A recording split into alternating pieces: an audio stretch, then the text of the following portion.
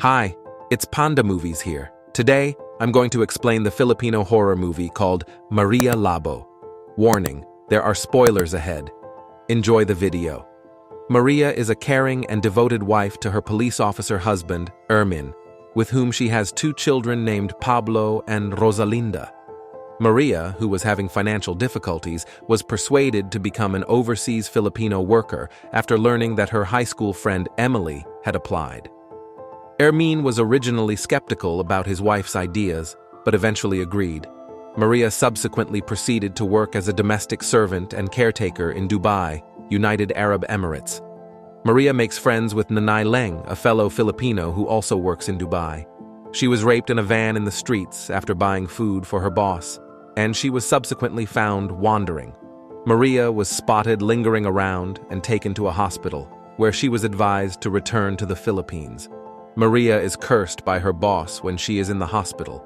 The curse would turn Maria into an aswang if he opened his mouth and let a black chick within hop out of his stomach and into hers. Maria's boss lost his immortality in the process of transferring his power and died soon after. She was brought to the provincial hospital in Capiz, Philippines, when medical workers discovered something was wrong with her. They came to the conclusion that she had amnesia and noted her violent demeanor. Ermin attempted to return her to their home, but a hospital employee discouraged him because of their findings, claiming that his wife might not recognize him.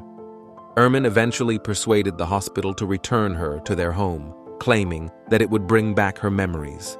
Maria appears to be back to her old self at her family's home. This lasted until Maria threatened her children with a knife when they were racing around their house. Ermin learned of the occurrence soon after, with Maria stating that she had no control over the situation. Her aswang curse began to possess her when she was alone, and one day she killed and roasted her children. Maria was shot repeatedly by her husband after Ermin discovered what she had done, but she escaped outside their home, with the latter branding her a monster.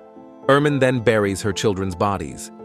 Soon after, he saw a sorrowful Maria crying nearby, and her aswang curse took over once more. Maria suffers a facial cut after her husband hacks her with a bolo knife and flees once more. Then there were reports of an aswang terrorizing the town. Ermin sought advice from an albulario, who indicated there was nothing that could be done to restore Maria's health.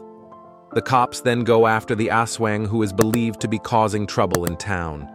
Maria was slain after several confrontations.